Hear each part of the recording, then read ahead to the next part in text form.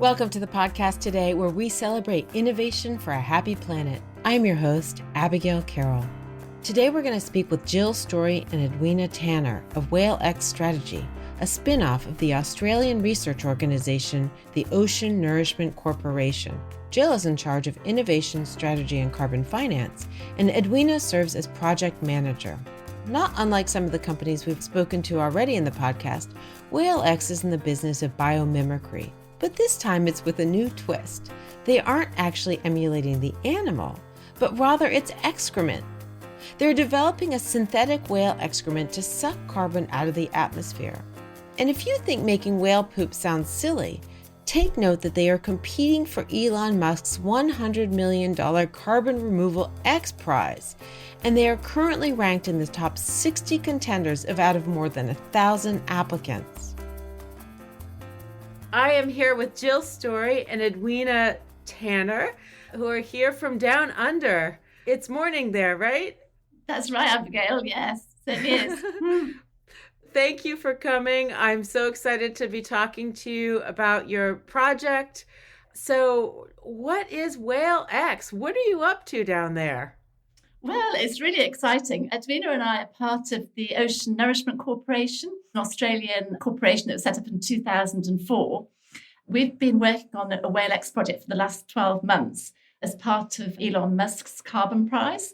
So what we've been looking at is, as you'll know, there used to be around 4 to 5 million whales in the ocean. Now we're down to about 1.3 million whales in the ocean. So what's missing is a lot of whale poo, a lot of whale excretion. And the importance about that is the nutrients that whale poo is adding to the ecosystem, which is helping grow phytoplankton, which have the dual purpose of sequestering carbon and also providing food for fish stocks. So we've been working on this project for the last 12 months. Edwina will give you a bit more of the scientific detail. It's been really exciting in terms of putting everything together and just seeing what we can do to help restore the ecosystem. Wow, that's amazing. One, it's a terrible, terrible tragedy to hear that the number of whales is diminishing so quickly and so seriously. And actually in Maine, where I am, we're having an issue with right whales, and it's become a huge polemic between the lobstermen and the environmentalists who want to protect a whale. So in my part of the world, we're very familiar with the diminishing whale population, but not everybody knows about this whale excrement situation.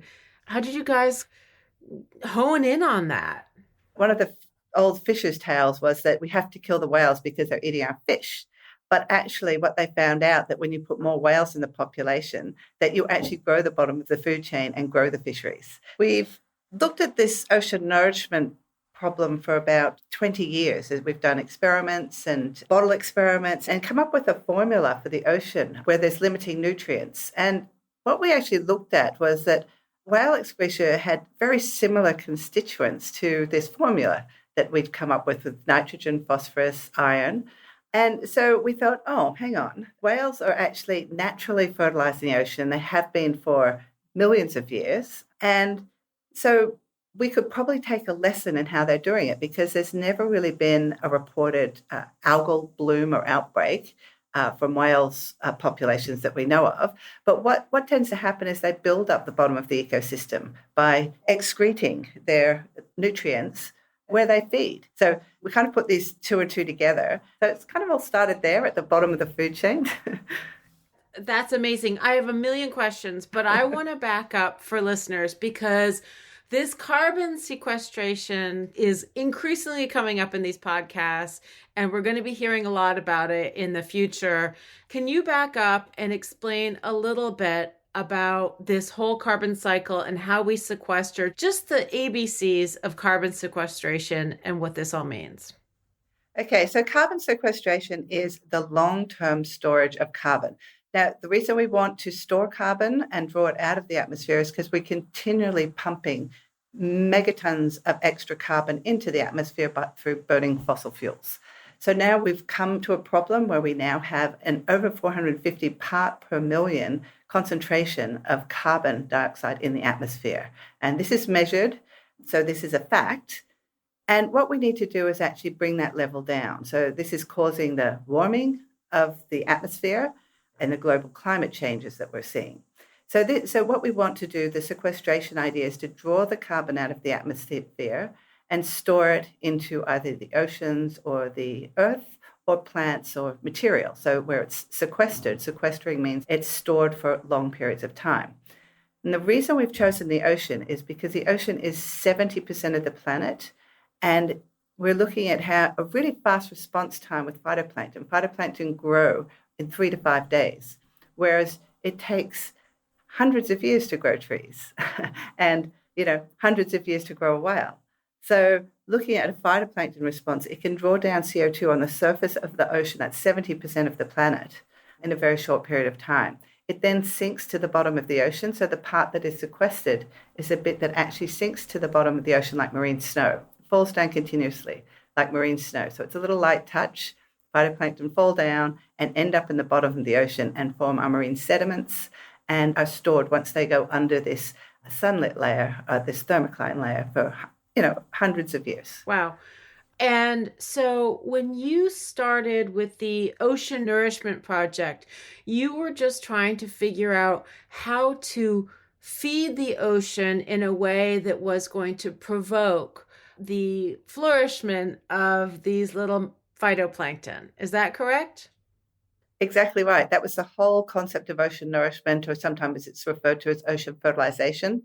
And the idea is just the productivity of the ocean has fallen over the past few decades. And this productivity, which is the phytoplankton, has decreased. And so the way to kind of reboot or stimulate growth is to actually find the missing nutrients in the ocean. If you look at an ocean surface, in some areas it's missing nitrogen, in some areas it's missing iron, in some areas it's missing phosphorus or silicate. So if you add these kind of nutrient bullets into those areas of the ocean, it stimulates the phytoplankton growth. And you can see the response really quite quickly. If you have, in a natural system, if you have a bushfire and the ash or it falls onto the water, we had this off southern Australia last year, and that ash has iron in it and stimulates the biological productivity. This also happens in upwelling areas where nutrients are upwelled from the depth. And these are some of the most productive fisheries on the global planet because they have these additional nutrients. So this is the concept of ocean nourishment, is that there's ocean deserts out there that are lacking the essential nutrients for phytoplankton to grow. That the light conditions are good, the growing conditions are good, but what they're lacking is the nutrients to actually create that growth. And that is a lot to do with, this nutrient conveyor belt of whales. So interesting. I had this 10 years as an oyster farmer, and we were always very concerned about some of these nitrogen and things coming into our shallow waters on the coastal waters and creating dead zones because you'd have too many blooms of phytoplankton. Why is it different in the areas you're looking at? Why do you want to create these blooms? Whereas in our areas, we were very concerned about the potential for too big a bloom. Yeah, well, this is happening in coastal regions around the world, these harmful algal blooms, they're called. And this is because of way too many nutrients in a small area. That does create harmful conditions for growth. But what we're looking at is a very wide ocean and a very light touch, and actually bringing up concentrations of phytoplankton to, just by 1%, not by these hundreds of percents that is happening in the coastal zone. So it's a very light touch. And yes, this is a problem that people do see, coastal zones having massive algal blooms and seaweed growing out of control, macroalgae, and causing real problems. But this is not what happens in the open ocean, and this is what whales have shown us, that they let out 200 litres of rich nutrient... I was going to ask.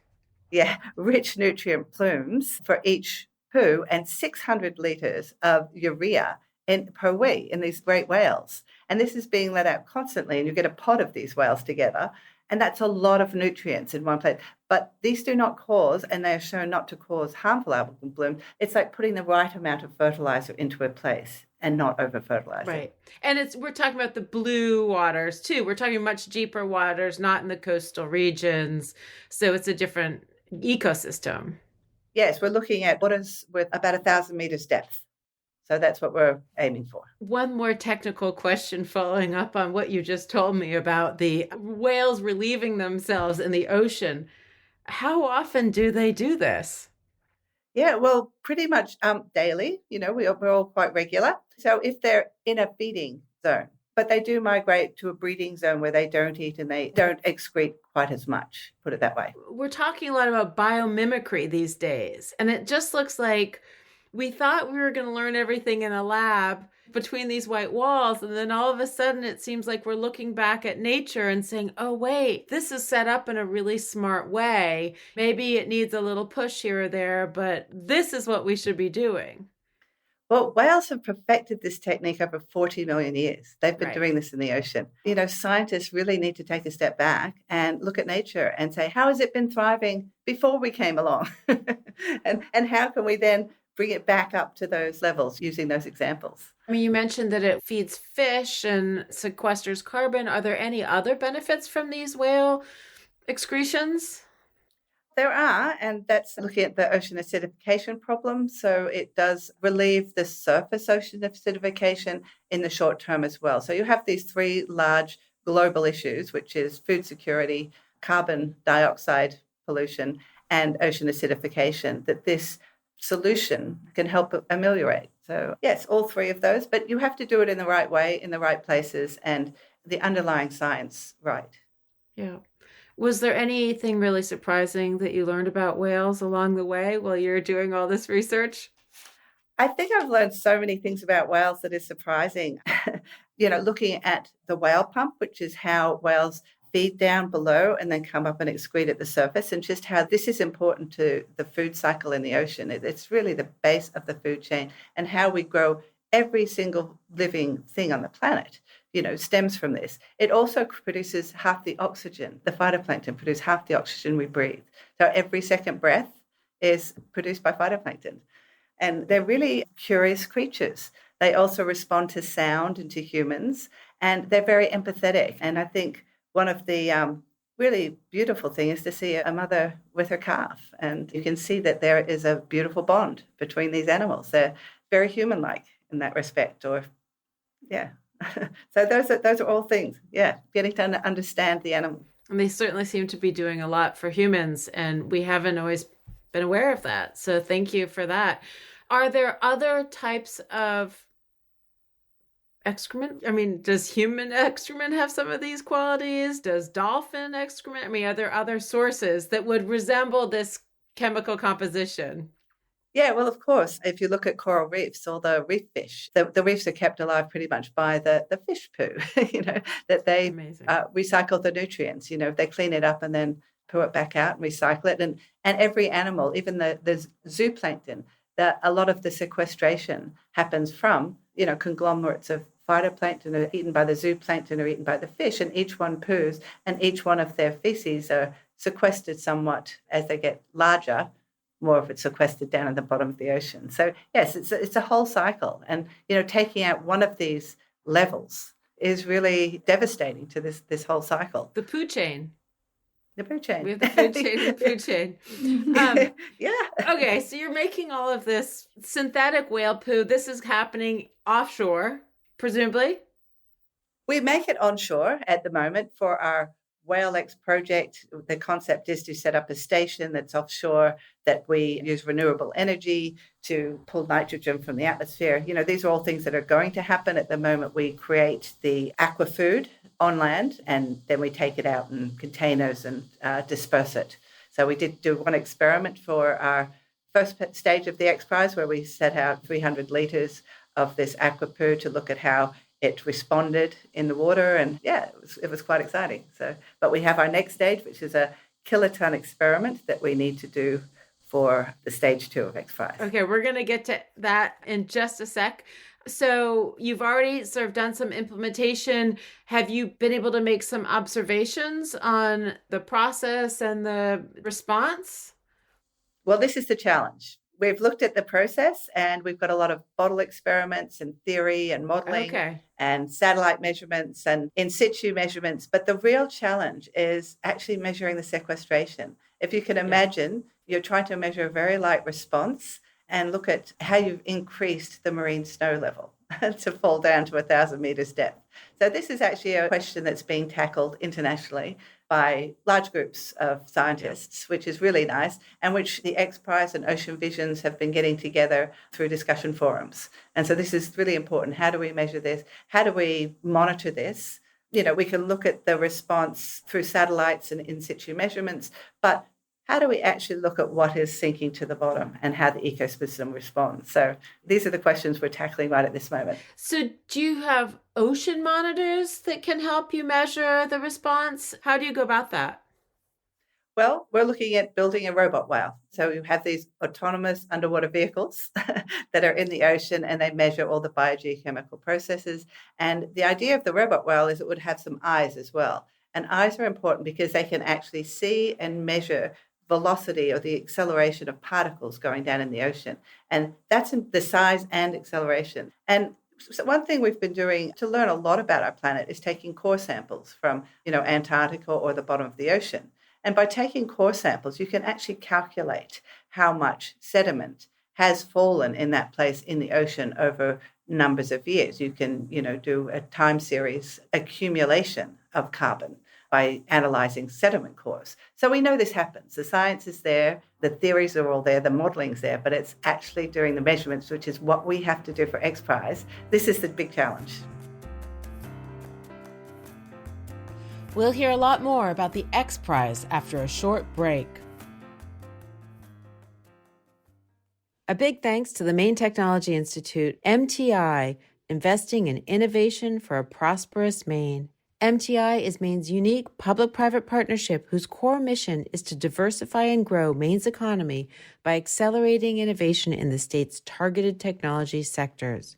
MTI offers grants, loans, equity investments, and services to support Maine entrepreneurs and organizations as they transform their innovative ideas into new products, services, and companies, leading to the creation of quality jobs for Maine people. For more information about MTI and its programs, please visit mainetechnology.org. For a blue economy to thrive, people need to use more sustainable products. But which products? And will consumers actually adopt them? Innovators like you are hustling to figure this out. Spark number 9 can tell you if there's demand for your product. Spark markets your product before it's built using online advertising so you launch smarter. Have a big idea? Vet it with Spark before you build. Visit Spark online at www.sparkno9.com or find them on LinkedIn. We're back with Happy Planet. In the second half of this podcast, we're going to hear a lot more about the X Prize, a $100 million competition funded by Elon Musk and the Musk Foundation that focuses on carbon sequestration. We're also going to hear about a group called Ocean Visions, which is a nonprofit that works to stabilize the climate and restore ocean health by fostering collaboration and creating a common roadmap to climate and ocean health. So it sounds like Elon Musk's, he has the X Prize. What's at stake here if you win? I think the first prize is $50 million. I think it's a $100 million prize overall, and there's various smaller prizes, but I think the big prize is $50 million. And so you got selected to be in the mix here, and you are currently top 60 projects in this program. Is that correct? Yeah, that's correct. Yeah. So tell me how you got involved in this. Tell me a little bit more about Elon and this program.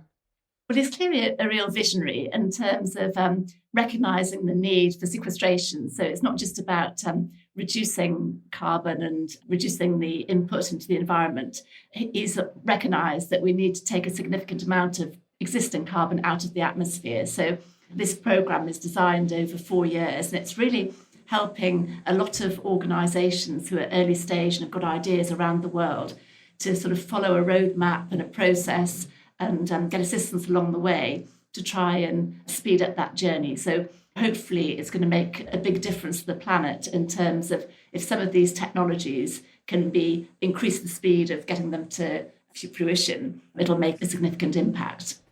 And that's a very motivating prize.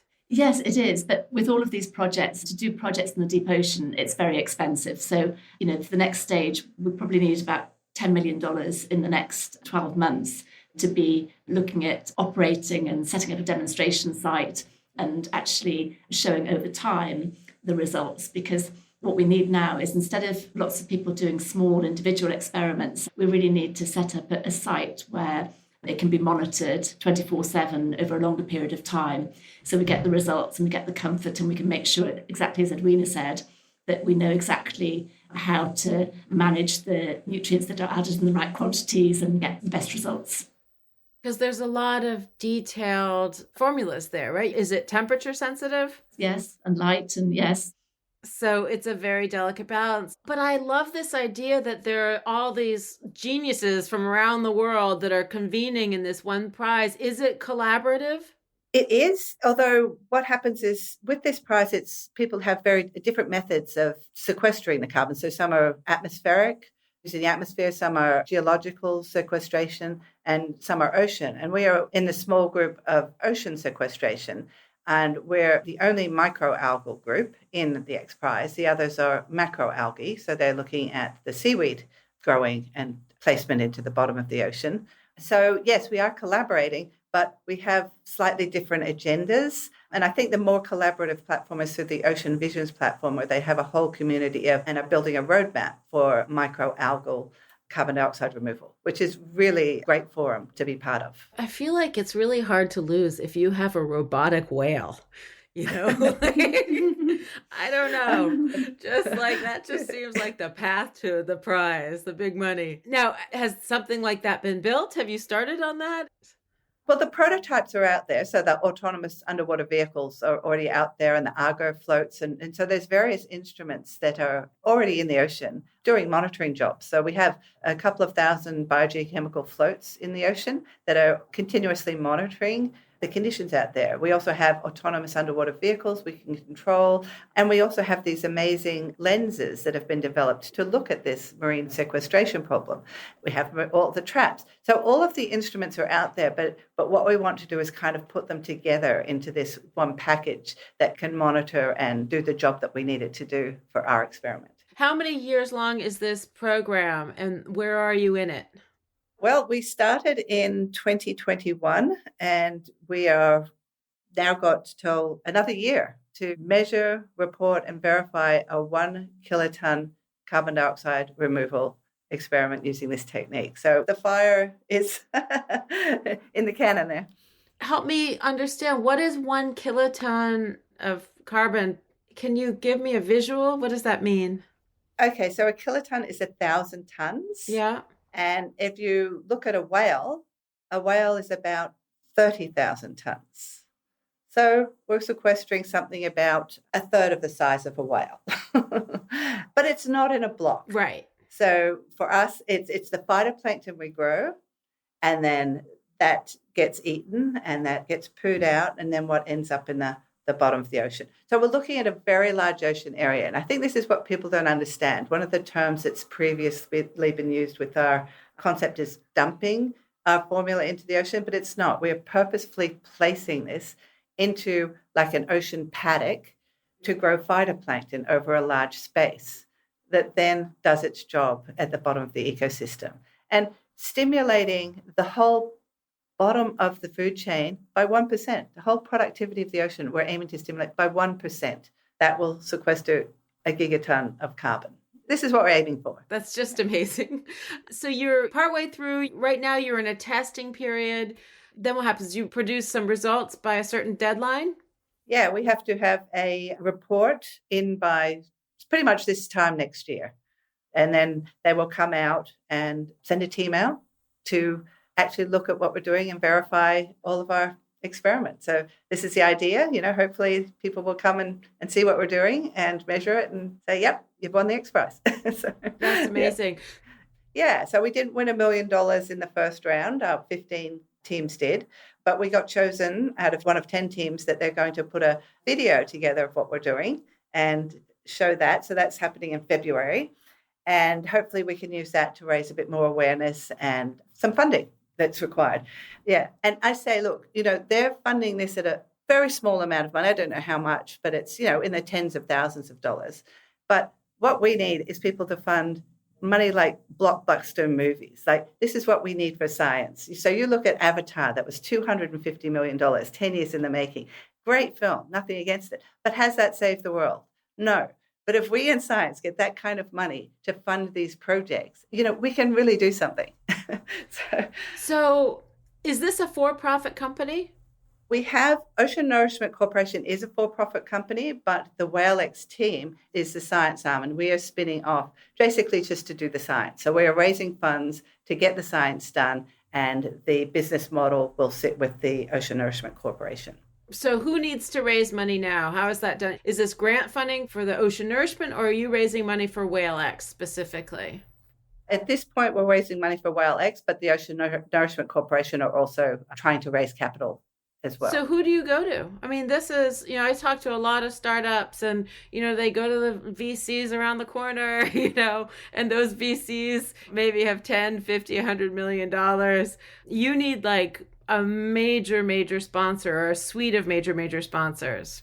And the other problem is that they may not make their money back. So we've talked to many VCs and pitched our business models, we've had feedback, which is basically you've got a great idea, but your business models are not so robust, which we basically put that out there because we need a lot of money in the startup, and the business end of it is not quite secured yet, and that's a little way down the track.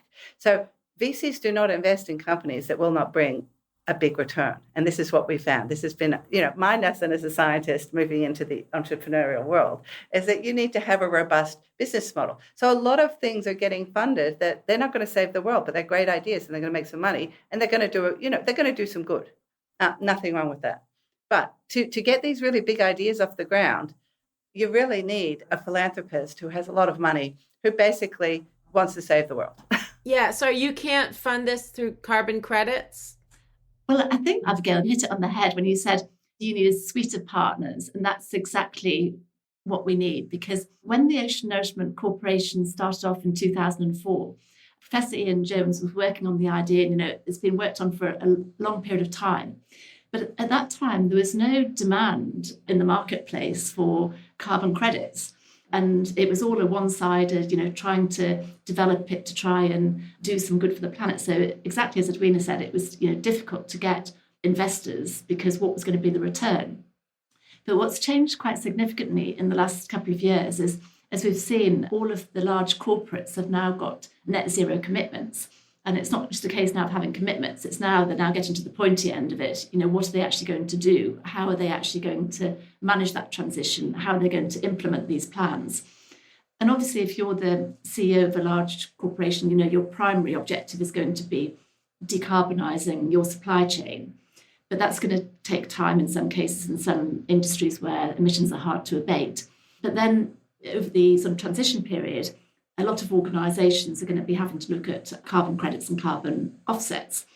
And what we're finding is companies now, like Stripe and Microsoft, they're looking at, can we pre-purchase to try and get ahead of, get our feet in the game early on to try and understand the market and get involved in some of these type of operations. So exactly as you say, looking at purchasing future carbon offsets is going to be another stream of potential revenue. It's still going to take a couple of years with all of these, ocean projects. There's still a few more years of work that's required. There's issues around, governance, about rights, about who owns what can actually be done in the oceans. So in terms of sort of more coastal carbon, projects are starting. But even for coastal carbon, it's very early days. So if you look at the carbon offset markets, there's been a significant increase over the last 12 months in terms of demand for offsets and projects. But in the sort of, as you'll know, in terms of in the coastal areas, it's still quite early days. And there's a lot of people looking at mangroves, but actually getting those projects actually to the point where you can actually develop the credits, it takes a bit of time. And then for the deep ocean, that's sort of then the next round. But the great benefit with the deep ocean is the scalability and what can be done, because we're not going to be able to obtain and create enough offsets from land. And the deep ocean is where the potential is. So in terms of looking at something like the Whale X project, potential for scalability. Is it cost effective? Can we do this at a cost whereby people are going to be happy to pay that price for carbon? And actually, as part of the X Prize, that was one of the work streams we had to go through. It was looking at a hypothetical project of a megaton scale. If you were doing a megaton scale project, and we looked at the economics of it over a 20-year period, and based on the assumptions that were part of the prize setup, we could sequester a ton for less than $50 a ton, which is actually now looking very economical. In the last couple of days, the Australian government are looking at, the price of carbon, and they're looking at $85 a tonne. So $50 a tonne, we're looking like we're economical. And then the other factor that's really important in looking at projects like this is really the permanence. So how long can the carbon be sequestered for? And again, we tick another box there in terms of its long-term sequestration.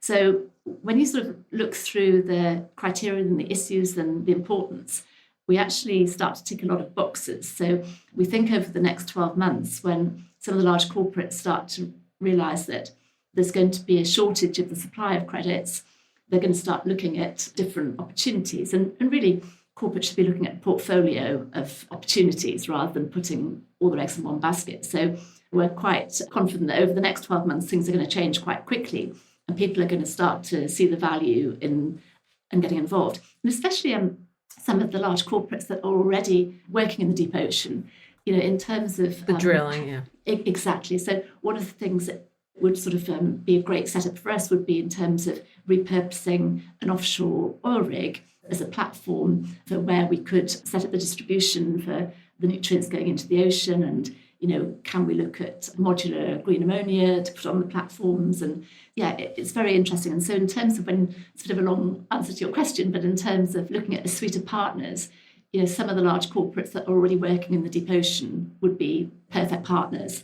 And often they've currently got high emissions. So in terms of offsetting, there's quite a perfect match there. Amazing. So is there a part of this world's geography that works best for this? You have to look at all these factors, but we have very good mapping and sort of artificial intelligence that we're using to tell us what are the good areas, where are the good times, what is the nutrient mix we need for these different regions. So we have that kind of modelling happening at the moment, but they're very large areas. And just to put in a perspective, when you're looking at, people call it blue carbon, which is coastal carbon that we're trying to sequester through mangrove, salt marsh and macroalgae, but that comprises 2% of the entire ocean area. So this is the scalability that we're looking at with phytoplankton, is that you just have this massive, massive region that you can use. But it's also not a magic bullet. So when we look at our solution, we do need to talk to the other people who are working in this area because they interact. So we have ocean alkalinity people looking at the acidification problem. And maybe there's a little bit of a mix of the olivine that we could add to solve a little bit of the acidification problem that we put into the nutrients that we put out in the ocean. Or maybe there's for macroalgae. If there is too many nutrients in an area, maybe we can grow some macroalgae around these nutrients. So all of these things need to also interact together. We look at silos sometimes in the world, and that's not how the real world works. We need to look at how all these things interact and work together to get them all working on the same page. But nature really is our guide here. I mean, our whole process is really designed to rebuild the whale populations. But a whale takes 100 years to grow, to fully develop and to absorb all that carbon and to do its work. So all the things that we can do in the meantime, to stop ship strikes, to increase coastal ocean sequestration, all of the things together that we can do are all good. But to really make a difference to the planet, we need to invest in these really big concepts and test them out robustly. Yeah. Well, the ocean certainly is not in a silo. That's why I think this is such a compelling, interesting project, because it's so fluid. I don't think I need to ask why this is going to make the world a better place, but I'm hearing both of you so passionate about this. And I want to know about your levels of optimism about the future and some of these climate change targets. Are you both hopeful in the world that you're working in? Do you see we're going to beat this race against time? Well, going back a couple of years, it did look quite a long way off, but actually what happened in COVID and how quickly, when we had to solve a big global problem, how quickly when everybody put their mind to a challenge, how people came up with a vaccine, how we managed that problem, then I think it is possible. And also, if we even just look in this space that I mentioned earlier in terms of the shift in the last 2 years from corporates being sort of on the agenda, but it was more sort of social corporate responsibility, to now it's not sort of sidelined, it's now on the main board agenda as a strategic imperative. And, people have made the commitments and now they're going to have to, there's a lot more reporting required around the world. People are going to have to show that they've got plans in place and actually start delivering. I'm optimistic that things are going to change quite significantly in terms of some of these ocean-based technologies in the next 2 to 3 years. It does feel sometimes like we're at a tipping point. Edwina? From my perspective, education is really important in this space. And I look at people's perceptions and attitudes from 100 years ago, where we were slaughtering whales ad hoc for blubber and meat. And now looking at how people are perceiving the ocean and the space that we live in. We have one planet, one ocean, and one atmosphere that we all have to share. And there's billions of us on this planet. And I think we're beginning to get that. We're really beginning to understand that concept. And I am really encouraged that the children growing up today, unfortunately, they've never lived in a world without the climate change problem. When I was growing up, it wasn't an issue.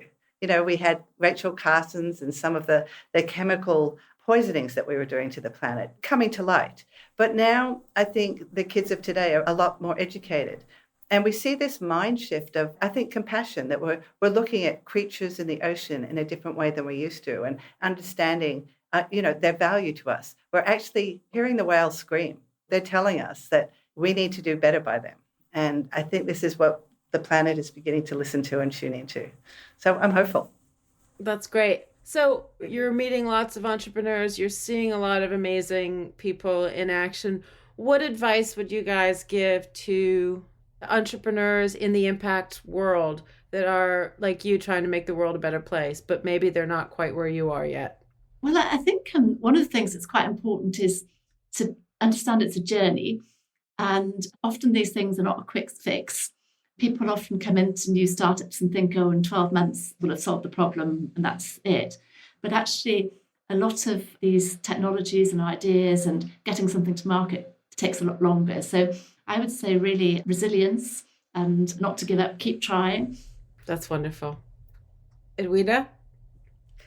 I think it's also, be a little bit open-minded to other people and other solutions, because your solution may seem like the best, but perhaps other people have something to offer and maybe there's a better way to do it. So I think it's being able to be adaptable and bring on new knowledge. And also, if it doesn't work, go in another direction. Don't bang your head against the wall. Just, keep learning and keep persevering. I think it's really just taking on board other people's perceptions, because I see in this space at the moment, people getting funded, millions of dollars and saying, we've got the fix, we've got the answer, we've got the magic bullet.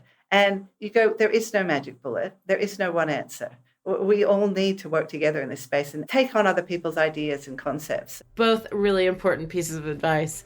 Thank you so much. I feel so much smarter than I was an hour ago. A big thanks to Jill and Edwina for taking the time out to come on the show. They certainly have enough on their plate as it is. On the recommendation of our former guest, Bill Kurtzinger, as a young girl, I joined the Save the Whale Foundation. And while organizations like that may have helped reduce the active killing of whales, as Jill and Edwina know, we still need a lot more whales on the planet before they can resume their full ecological role.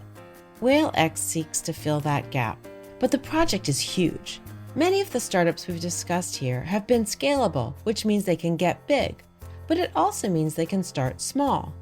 Being able to start small certainly makes things a lot easier. But WhaleX, not unlike Tesla, really needs to start at a huge scale. So the funding of a project like that becomes challenging. Fortunately, there are people like Elon Musk in the world who are willing to put huge amounts of cash on the table so really big picture projects can have a shot getting off the ground. On a final note, I just want to thank everybody for your continued listening. It's such a gift. Thank you. If you like what we're doing, don't forget to follow Happy Planet wherever you listen, and do leave us a rating and review. It does help new listeners discover the show. I'd also like to reiterate that I'm always delighted to get emails from you all. Please tell me what you like, what you don't like, and feel free to recommend new guests. Happy Planet was reported and hosted by me. I am the executive producer. The talented Dylan Hoyer is our producer and editor, and composer George Brandel Egloff created our theme music. Learn more about my work and get in touch by visiting happyplanetpodcast.com.